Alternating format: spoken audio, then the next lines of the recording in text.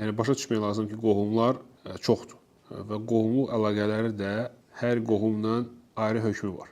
Və bəzi alimlər belə təfsilat veriblər ki, qohumluq əlaqələri saxlamaq iki növdür: vacib və müstəhəb. Belə qohumlar var ki, onlarla qohumluq əlaqə saxlamaq vacibdir. Və belə qohumlar var ki, onlarla qohumluq əlaqələri saxlamaq müstəhəbdir. Yəni tərk eləsən günah qazanmırsan. Və bu iki növü bir-birindən ayrılmaq üçün irs məsələsinə baxırsan. Yəni miras. Əgər qohum miras götürə bilərsə səndən, onda o qohumdur ki, onunla qohumluq əlaqələri saxlamaq vacibdir. Aydındır?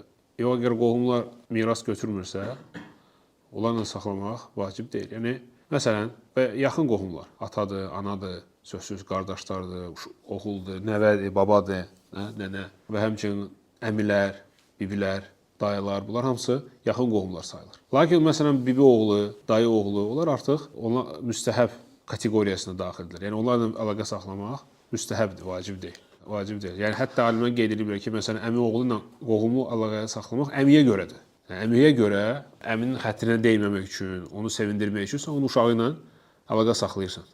Çünki belə olur ki, əmi oğlu, bibi oğlu, baxsan bir 50 dənə adam bəlkə var orada. Hərdən belə olur. Hamısına əlaqə saxlamaq olmur. İndi onların da uşaqları ilə belə baxsan, onların görə uşaqları bir 100-ə bəlkə çata bilər. Ona görə onlar da müstəhəbdir. Bu məsələnin bir tərəfi. Məsələnin o biri tərəfi, hətta o vacib olanları da eyni deyil. Eyni deyil. Məsələn, ata-ana demək olar ki, ən birinci qohumlardır. Hansı ki, onlarla əlaqə saxlamaq, onlara yaxşılıq etmək ən böyük vaciblərdən biridir. Ana ilə ata. Bu barədə hədislər çoxdur, bilirsiniz yəqin. Və həmçinin, məsələn, nənə ilə baba çox və ana, ata hökmündədir. Ana, atanın hökmündədir. Ona görə hətta o vacib olanlar da eyni deyil. Vacib olan eyni deyil. Üçüncüsü, o məsələn, tərbiyə məsələsi və s. Bəli, hərdən ola bilsin, məsələn, qohum yaxın olsa da, lakin onunla əlaqə saxlamaq təhlükəlidir. Xüsusən də alimlər onu qeyd ediblər, təhlükəli fikirlər sahibidirsə. Məsələn, xüsusən təkfirçilər, xavariclər, olur belə. Hətta məsələn, o yaxın qohum olsa da, onunla əlaqə saxlamaq düzgün deyil. Düzgün deyil, çünki onunla əlaqə saxlamaq özünü təhlükəyə atmaqdır. Bu halda pozmaq olar. Və yaxud da məsələn, bilirsən ki, şər əhlidir, sənə nəsə bir şər eləyə bilər. Məsələn, içki içir həmişə, onu oturub dursan, sənə nəsə ziyan verəcək, pis şey eləyə bilər. Və belə, yəni, zərərli insan olsa, hətta yaxın qohum olsa, özünü qorumaq üçün onunla poza bilərsən.